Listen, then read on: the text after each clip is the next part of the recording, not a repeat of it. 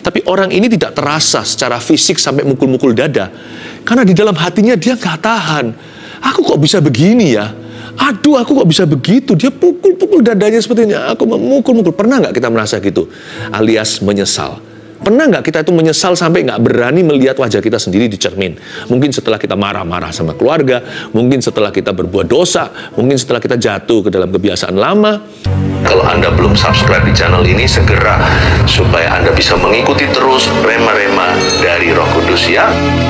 Mari sekarang kita buka bersama-sama di Lukas pasal yang ke-18 ayat 9 sampai 14, perumpamaan tentang orang Farisi dengan pemungut cukai. Saya berikan judul untuk saat teduh ini, menghampiri Tuhan dengan cara yang benar. Saya ulangi, menghampiri Tuhan dengan cara yang benar. Berarti kita bisa hampiri Tuhan dengan cara yang salah dong? Iya, bisa. Banyak orang. Makanya di sini ada dua orang di sini yang dijadikan perumpamaan, orang Farisi dan pemungut cukai, sebagai bahan perbandingan. Bahwa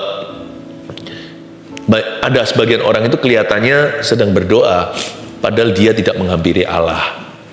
Jangan doa dengan egomu ya, Tuhan akan dengar. Tapi kalau kita doa dengan tulus hati, hancur hati silakan. Jiwa patah remuk tidak akan dipandang hina. Kalau kita datang approaching God, menghampiri Tuhan dengan demikian, dengan cara yang berkenan, Tuhan itu terima kita. Di dalam cerita ini saya kasih bocoran. Yang akhirnya diterima sama Tuhan adalah doa pemungut cukai, bukan orang Farisi yang puasa 2 kali seminggu.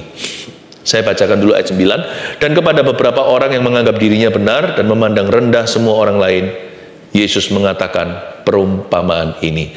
Jadi kita harus tahu dulu ayat 9. Yesus ucapkan perumpamaan ini, peruntukannya itu loh jelas sekali. Untuk menyindir orang-orang yang menganggap dirinya benar. Dan mereka yang suka memandang rendah orang lain. Tuhan buat perumpamaan. Saya baca lagi ayat 9. Dan kepada ya, YTH yang terhormat, to whom it may concern. Ini ditulis kepada orang yang menganggap dirinya benar dan memandang rendah semua orang lain. Yesus mengatakan perumpamaan ini. Kita nggak bisa doa dengan ragi Farisi. Apa itu? Nggak bisa kita sembayang, ngaku-ngaku masuk hadirat Tuhan, padahal egois hatinya. Nggak bisa. Doa itu di pelataran depan harus dibakar total korban bakaran. Berarti doa itu di level 1. Ya, saya tunjukkan sub-sapannya doa ya. Doa di level 1 di pelataran depan itu harus bakar egomu. Orang yang sombong rohani nggak bisa sembahyang. Nggak bisa. Pride is prayer's number 1 enemy. Kesombongan hati itu adalah heaven's number 1 enemy, atau musuh sorga nomor 1. Karena kalau kita sombong, Tuhan nggak mau dengarkan. Kalau kita salah, asal kita mau bertobat dan kita menyesali, lalu kita cari Tuhan, Tuhan terima. Tapi kalau orang sombong itu kan merasa dirinya benar, memandang semua orang lain itu lebih rendah dari dirinya. Yang seperti itu ya, kelihatannya sembahyang, paling hanya bahasa tubuhnya. Tapi sebenarnya di dalam hatinya dia tidak connect sama Tuhan. You know many people, there are more people who are out of touch. Di luar sana ada banyak orang yang tidak connect sama Tuhan daripada yang connect dengan Tuhan. Jangan sampai doamu itu nggak nyampe. Meskipun didoakan dalam nama Yesus, itulah satu-satunya jalan, tapi nggak benar-benar sampai ke sana. Kenapa? Karena Tuhan tidak suka. Tapi Pastor Philip, saya doakan harus fasilida, saya nggak bisa doa seperti pastor gitu loh. Anda akan terkejut bahwa ternyata kefasihan dalam berbicara itu nggak ada hubungannya sama doa. Itu hanyalah gaya bahasa kita aja, beda satu orang dengan yang lainnya. Ayat 10, ada 2 orang pergi ke bait Allah untuk berdoa. Yang seorang adalah Farisi dan yang lain pemungut cukai. Coba lihat ya, Farisi sebelah kiri, pemungut cukai di sebelah kanan. Ada 2 orang pergi ke bait Allah untuk berdoa. Jadi berapa orang yang berdoa kalau menurut ayat ini, ayat 10? 2 orang kan? Kelihatannya 2 orang sedang berdoa, tapi hanya 1 yang menghampiri Allah. Both men indeed prayed, but they did not approach God the same way. 2 orang memang sembahyang, tapi mereka tidak menghampiri Tuhan dengan cara yang sama. Alias yang satu menghampiri Tuhan dengan cara yang benar, Yang satunya lagi menghampiri Tuhan dengan cara yang salah. Yang mana ya? Orang Farisi itu, misalkan bahasa sehari-hari ini, hari ini apa ya? Orang Farisi ini seperti siswa teologi ya. Maaf kalau ada di sini siswa teologi, ini bukan berarti Anda. Sebab saya sendiri juga lulusan teologi. Orang Farisi itu pengetahuannya banyak tentang firman Tuhan. Mereka orang yang religius sekali. Belum lagi mereka terpandang di masyarakat zaman Yesus. Mereka yang disebut-sebut sebagai hamba-hamba Tuhan. Kelihatannya inilah, kalau kita nggak tahu ceritanya penuh, misalkan kita baru jadi orang Kristen, nggak familiar sama Alkitab, kalau kita ditutup di sini sekarang, nggak boleh dilanjutkan, ayo, kira-kira siapa yang doanya mumpuni? Siapa yang doanya manjur? Farisi pasti. Farisi punya manualnya doa. Pemungut cukai, mana bisa, ini orang korup sekali ini. Ini orang yang dibenci oleh masyarakat, dihindari oleh teman-temannya sendiri, bahkan keluarganya. Tapi Anda kan terkejut ya. Dua orang kelihatannya pergi ke bait Allah untuk berdoa. Tapi dua orang ke bait suci, hanya satu yang keluar dari bait Allah dibersihkan oleh Tuhan. Hanya satu yang doanya sampai ke tahta kasih karunia. Ayat 11. Orang Farisi itu berdiri dan berdoa dalam hatinya begini. Oke, mari kita catat sekarang ya. Saya ajak Anda jeli dan teliti membaca ayat 11 dan 12. Orang Farisi itu berdiri, oke, posturnya sudah benar, ya, memberikan standing respect ke Tuhan, dan berdoa dalam hatinya begini. Kita akan uji hatinya. Ternyata hatinya salah. Sekalipun dia seolah-olah berdoa dalam hatinya nggak beres di depan Tuhan. Apa yang tidak beres? Coba saya bacakan. Anda tebak kira-kira apa yang nggak tepat di dalam doanya. Bukan bahasanya ya, bahasanya aduai. Nanti waktu kita baca, wow, fasih lidah. Coba saya bacakan sekarang. Ini doanya. Ya Allah, aku mengucap syukur kepadamu karena aku tidak sama seperti semua orang lain. Bukan perampok, bukan orang lalim, bukan pezina, dan bukan juga seperti pemungut cukai ini. Aku berpuasa 2 kali seminggu. Aku memberikan 1/10 dari segala penghasilanku. Oke, kira-kira apa, saya kasih bocoran. Buat gampang aja. Terlalu banyak akunya. Saya hitung, kalau Anda hitung ya, coba sekali lagi, cepat-cepatan ya. Kira-kira ada berapa kata aku atau ku di dalam total doa pendek itu? 1, 2, 3, saya baca ya. Cepat Anda hitung ya. Saya bacakan sekali. Ya Allah, aku mengucap syukur kepadamu karena aku tidak sama seperti semua orang lain, bukan perampok, bukan orang lalim, bukan pezina, dan bukan juga seperti pemungut cukai ini. Aku berpuasa 2 kali seminggu, aku memberikan 1/10 dari segala penghasilanku. Cepat, berapa? Ya, teman-teman yang ada di sini sekarang, kru di balik layar, semua pada berkata 5. Betul sekali, 5. Dalam doa pendek, 2 ayat yang merupakan 1 kalimat yang panjang. Ada 5 kata saya, I. Tahu nggak? Ini kelihatannya seolah-olah dia berdoa kepada Tuhan, padahal dia berdoa pada dirinya sendiri. Tapi pakai nama Tuhan. Hebat nggak? Makanya Tuhan benci sekali dengan kemunafikan Farisi. Karena mereka memanfaatkan Allah. Mereka memakai nama Tuhan dengan sembarangan. Nama Tuhan dijadikan Alfa Omega, depan ya Allah, belakangnya itu Tuhan, dalam nama Yesus gitu ya. Kalau kita hari-hari ini doanya begitu, begini. Tapi di tengah-tengah itu semua penuh dengan dirinya sendiri. Aku, me, main. Aku punya aku, saya. Punya saya. Jadi nampaknya dia itu berdoa, padahal dia sedang berdoa pada dirinya sendiri. Nampaknya dia berbicara kepada Allah, padahal dia sedang berbicara dengan dirinya. Berapa banyak kita ketika memuji menyembah Tuhan juga isinya cuma tentang dirimu, diriku. Lagu ini cocok untuk aku, lagu ini bukan untuk aku. Menyembah itu tidak ada hubungannya denganmu dan denganku. Menyembah itu tentang dirinya. It's all about him. Kalau kita menyembah itu lebih banyak ke engkaunya. Minimal lah kalau kita ada sungkannya gitu ya. Minimal ke dianya. Dia terlebih besar di dalamku, Yesus terlebih besar, Yesus terlebih besar di dalamku selama-lamanya. Kita lebih ke objeknya, dia terlebih besar, Yesus terlebih besar, itu subjeknya. Ya kan? Dianya tuh, kata dia di situ, Yesusnya itu 4 kali minimal, kita hanya 2 atau 3 cukup. Terakhir ditutup dengan selamanya. Contohnya, lagu itu bukan tentang kita. Kita dihubungkan dengan Allah aja sudah gak layak kok. Kita bisa disebut di satu lagu dengan dia ya. Ada engkau, ada aku, itu luar biasa loh. Siapakah aku ini jadi biji matamu? Dengan apa aku balas selain memuji dan menyembahmu?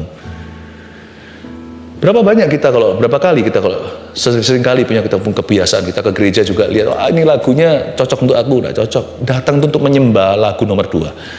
Firman juga sama kan? Wah, ini pembicaranya lucu nih. Nih, entertaining ini. Siapa bilang Tuhan itu harus hibur kita? Emangnya Tuhan itu entertainment? Kan enggak. Kalau saya dengar firman Tuhan, yang khotbah bagus atau tidak, asal kalau dia baca Alkitab dan singgung saja Alkitab, maka itu saya pegang minimal firman yang murni. Ayat masnya apa? Jikalau penjabarannya kurang pun saya tetap dapat sesuatu. Asal bukan penjabaran yang tidak Alkitabiah. Saya nggak datang mendengarkan firman itu dengan seperti juri di kontes nyanyi. Saya lihat apakah yang khotbah ini fals atau enggak. Enggak. Saya takut kalau yang khotbah itu terlalu bagus, terlalu terang kan, terlalu jelas kan. Jadi kalau saya melanggar firman, saya sudah nggak punya alasan. Minimal saya nggak bisa ngomong di depan Tuhan. Saya nggak ngerti firman yang dibagi, saya nggak ngerti khotbahnya. Nah, kalau gitu, kalau kita nggak ngerti, kalau kita salah kan masih ada alasannya. Kalau sudah jelas sekali, malah bahaya. Justru kalau kasih firman yang super clear, you and I, kita nggak bisa lari. Makanya kalau yang samar gitu pun saya berkata, Tuhan, aku tetap dapatkan remah-remahnya, aku tetap akan dapatkan protein, dapat gizinya. Saya berkata, Tuhan, ini aku ngerti, itu yang ngerti. Tuhan akan hakimi dan adili kita berdasarkan pengertian kita. Akunya terlalu banyak nih orang Farisi. Aku. Lalu ada kata ini tuh, coba Anda cermati ayat 11 tadi ya. Mana itu ada? Tadi orang Farisi itu berdiri dan berdoa dalam hatinya begini. Ya Allah, aku mengucap syukur kepadamu karena aku tidak sama seperti semua orang lain, bukan perampok, bukan orang lalim, bukan pezina, dan bukan juga seperti pemungut cukai. Ini, Anda tahu ini artinya apa? Kayak anak kecil, ketemu anak kecil, gitu, jijik gitu. Ininya itu ini jijik. Jijik menghindari kayak, ini orang pemulung ini, bau compang-camping dari sampah. Kalau kita lihat orang muntah di jalan, nah nya itu sebuah jijikan. Ya, dan Tuhan nggak suka dengan attitude itu. Ternyata itulah sebabnya ditolak, bukan karena dia fasilida atau bukan.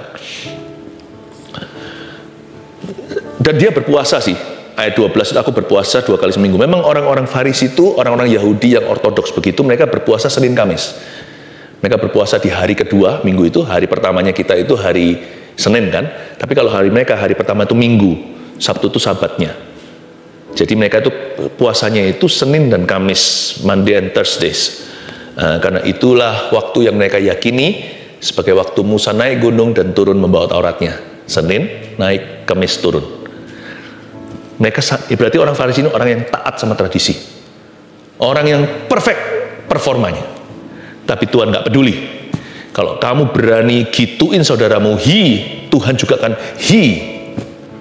sama dirimu. Tuhan kan pasti akan memandang rendah orang yang memandang orang lain rendah, ya kan? Coba bayangkan jikalau Anda itu melihat orang lain yang hutang sama Anda itu Anda bebaskan. Lalu habis itu dia itu orang lain lagi hutang sama orang itu yang hutang pada dirimu. Yang Anda bebaskan itu, lalu dia mencekik orang tersebut, padahal utangnya dia cuman ribuan rupiah. Hutangnya orang yang Anda bebaskan itu jutaan atau ratusan juta. Anda lihat gitu bisa respect nggak? Aku bebaskan kamu ratusan juta, itu orang hanya ratusan ribu, kamu cekik begitu. Kamu masukkan penjara. Wah, nggak baik ini. Nggak baik kamu. Kita bisa begitu kan? Kalau begitu saya juga akan menjarakan kamu. Mungkin kita bisa berkata gitu. Jikalau Anda adalah orang yang berpengaruh, yang berkuasa. Tuhan juga sama. Bayangin kalau orang yang kayanya tanggung, hina-hina temennya yang tidak sekaya dia. Lah kalau Anda adalah konglomerat terkaya di negara itu, melihat begitu, Anda bisa merasa gimana? Anda bisa merasa jijik kan? Kenapa kamu demikian? Aku loh tidak pernah hina kamu, aku orang kan. Kenapa kamu hina orang lain? Tapi sama saya, kamu takut-takut dan menjilat. Berapa banyak kita itu seperti menjilat Tuhan, tapi waktu sama bawahnya kita tekan. Dan Tuhan berkata, aku juga jijik sama dirimu. Itu menghampiri Tuhan dengan cara yang salah. Karena jangan salah, karena Tuhan itu nggak bisa kita tipu. Satu saja problema kita dengan Tuhan.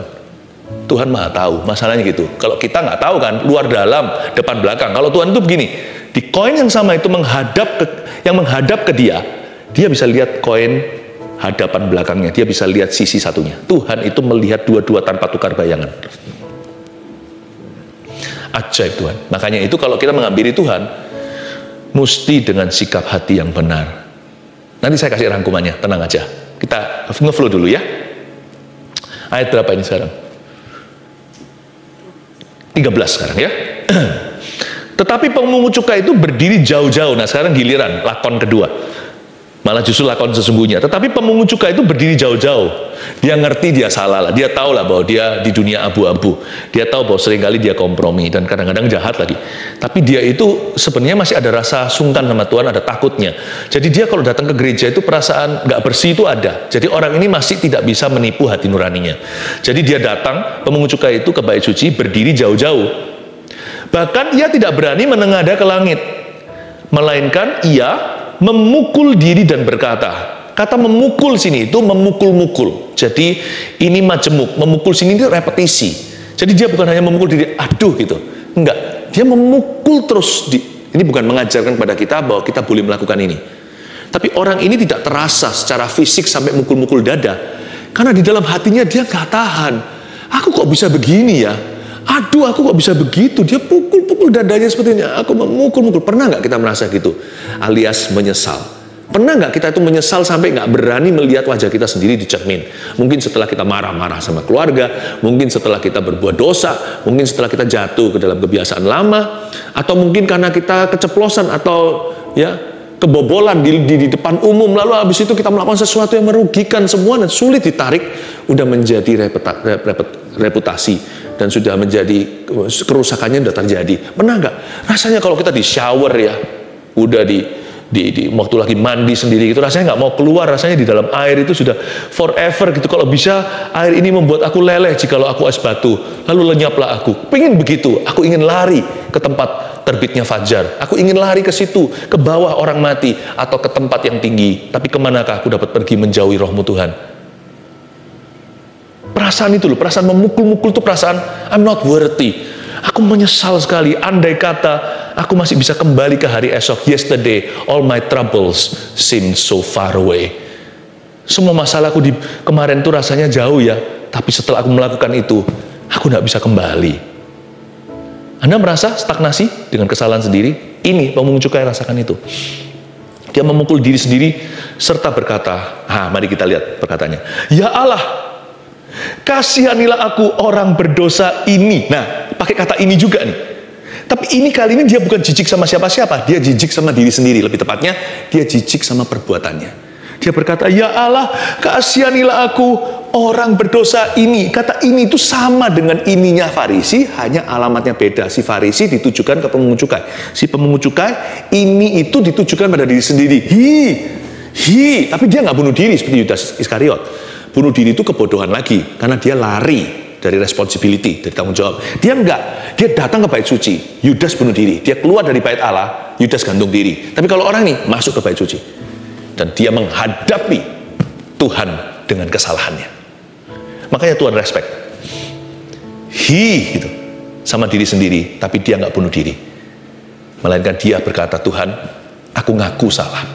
Ini kayak Sakeus juga. Aku berkata kepadamu, orang ini pulang ke rumahnya sebagai orang yang dibenarkan Allah dan orang lain itu tidak. Sebab barang siapa meninggikan diri, ia akan direndahkan, dan barang siapa merendahkan diri, ia akan ditinggikan. Jadi percumalah kita datang pada Tuhan dengan kesombongan. Kita nggak dapat apa-apa kalau kita merasa diri benar saja dan orang lain selalu salah. Ini tidak ada hubungannya dengan percaya diri loh ya, atau kebenaran firman, tidak ada hubungannya. Ini bicara tentang sikap hati yang salah dan sikap hati yang benar, lawan katanya. Tapi saya ajak Anda melihat lagi ayat 13, doa orang ini. Saya coba tunjukkan sesuatu yang Anda mungkin tidak terpikirkan. Coba kita lihat ya, kita baca sekali lagi, apa kata orang pemungut cukai atau orang berdosa ini. Ya Allah, kasihanilah aku orang berdosa ini, ya. Sebenarnya dalam bahasa Yunani-nya lebih pendek daripada bahasa Indonesianya atau bahasa Inggrisnya.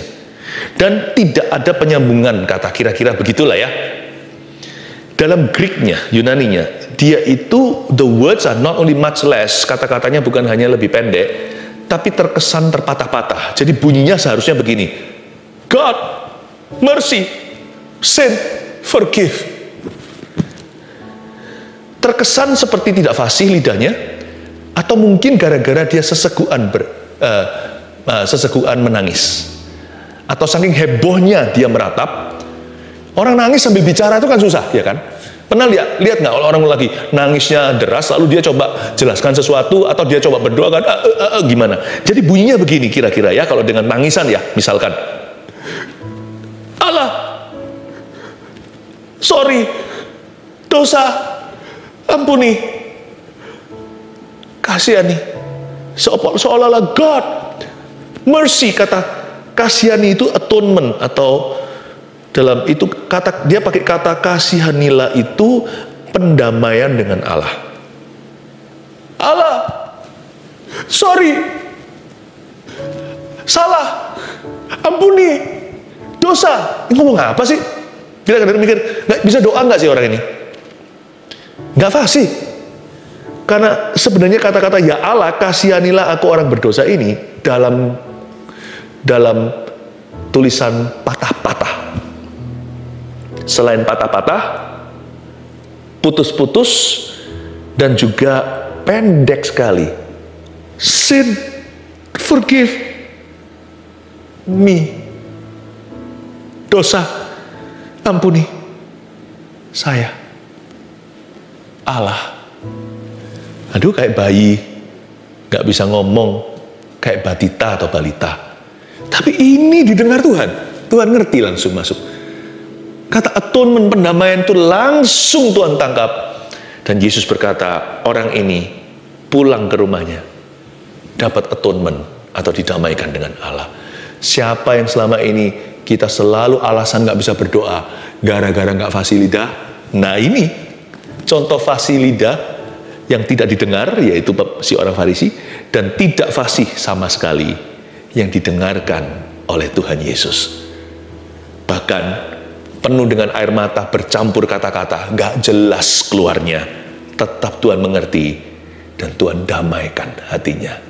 Jangan beralasan lagi, saya gak bisa berdoa, gak bisa ngomong. Jangan lagi kita beralasan, doa itu harus panjang baru didengar. Saya gak bisa panjang-panjang, patah-patah silahkan. Tapi hatimu harus tulus menghadap Tuhan. 3 poin sederhana, ya kan? Menghampiri Tuhan dengan cara yang benar gimana? 1, jangan merasa diri benar atau memandang rendah orang lain. Itu harus pergi dulu. Doa itu di pelataran halaman depan, step 1, itu detox ilahi terjadi, egomu harus mati. Loh, bukan berarti kita tidak percaya diri loh ya. Kalau kita benar orang lain salah ya harus jelas itu. Apalagi kalau sesuatu yang alkitabiah. Tapi ingat loh ya, sikap hati kita tidak boleh begini. Kita merasa kita benar terus. Jangan lupa, kita ini tidak punya kebenaran. Kita hanya bisa hidup di hadapan sang kebenaran. You and I, we do not possess the truth. We only live before the truth. Akulah jalan kebenaran dan hidup, kata Yesus. Akulah kebenaran. Jadi hari ini kita punya pengetahuannya pun kita bisa benar, besok kita bisa salah loh jadi orang. Kalau kita tidak berkaca atau bercermin dengan Tuhan. Karena kita hanya bisa hidup di hadapan sang kebenaran. Ya, jadi jangan merasa diri benar atau memandang orang lain. Ini langsung di drop out doanya sama Tuhan di level 1. Jangan masuk dengan kesombongan, karena Tuhan tidak suka orang yang sombong. Gampang, Tuhan tidak pernah tulis dia nggak suka siapa, tapi di Alkitab jelas-jelas ditulis gini, God opposes the proud. Tuhan menentang orang congkak. Jadi langsung kelihatan sentimen Tuhan sama siapa. Ya. 2, bagaimana kita menghampiri Tuhan dengan cara yang benar itu seperti apa? Fokus pada engkau di dalam doa, bukan pada aku. Fokus di dalam engkau. Ya. Nah, baru doa adalah doa. Itulah sebabnya pentingnya worship seperti tadi itu. Seperti gunanya apa? Kalau kita worship menyembah Tuhan itu, gunanya itu Tuhan, Tuhan, Tuhan. Bukan aku melulu, bukan. Tujuan dari saat dunia apa sih? Bukankah menuntun orang pada Tuhan? Pandemi nggak pandemi, mulainya pandemi ya. Anda yang setia dari episode yang pertama itu, God bless you. Bayangkan, dari sejak dulu sampai sekarang ada. Saat teduh ini tujuannya satu, mengarahkan mata dan hati orang ke Tuhan Yesus. Always God, God, God. Bukan pandemi-pandemi. Makanya pandemi atau bukan you, kita, Anda dan saya. God, Jesus, Jesus, Jesus. Makanya Roh Kudus bekerja jikalau Yesus ditinggikan, salibnya ditegakkan. Dia menarik semua orang datang kepadanya sekarang. Worship itu penting loh. Jangan di skip kalau kita ke gereja atau kita online begini. Nanti aja sampai ke firmannya. Jangan-jangan nanti firmannya dapat, tapi sikapnya belum diubah. Worship itu membawa kita itu ke hadapan tahtanya, sehingga ego kita mati di situ. Dan waktu Tuhan bertahta di atas pujian kita, apapun yang dia katakan dan firmankan akan terjadi atau kejadian dalam hidupmu. Worship membuat segala sesuatu yang Tuhan bilang akan kejadian. Ya, lalu terakhir yang ketiga, bawa sikap hati yang rendah dan mudah diajar. Jangan seperti orang Farisi, tapi seperti pemungut cukai. Apa sih sikap hatinya? Dia itu rendah. Dia punya humble spirit atau humility. Bawa sikap hati yang rendah dan mudah diajar, teachable. Tahu nggak? Teachable itu sama dengan promotable. Orang ini, ujung dari ayat 14 dikatakan, sebab barang siapa meninggikan diri, dia direndahkan. Siapa merendahkan diri, dia ditinggikan. Jadi dengan kata lain, teachability atau hati yang mudah diajar adalah hati yang mudah diangkat oleh Tuhan. Hatinya mudah diajar, hidupnya mudah diangkat. Hatinya kalau tidak mudah diajar, biasanya orangnya akan kurang ajar. Lalu dia akan menjatuhkan dirinya sendiri. Tuhan tidak perlu jatuhkan orang gitu, dia akan tersandung sendiri, tidak ada yang bantu. Jadi teachability is promotability. Being teachable is being promotable. Mudah diajar itu mudah ditinggikan. Bawa sikap hati yang rendah dan mudah diajar. Oke, 1, 2, 3. Menghampiri Tuhan dengan cara yang benar gimana? Jangan merasa diri benar atau memandang rendah orang lain. 2, fokus pada engkau di dalam doa, bukan pada akunya. 3, bawa sikap hati yang rendah dan mudah diajar. 1 Petrus 4 ayat 7. Kesudahan segala sesuatu sudah dekat. Karena itu, kuasailah dirimu dan jadilah tenang, supaya kamu dapat berdoa. Saudara yang terkasih, terima kasih telah mendengarkan firman Tuhan hari ini. Jangan lupa untuk dukung terus channel ini dengan cara subscribe, like, share, dan juga komen, agar saudara kita yang lain juga boleh terberkati. Tuhan Yesus memberkati kita.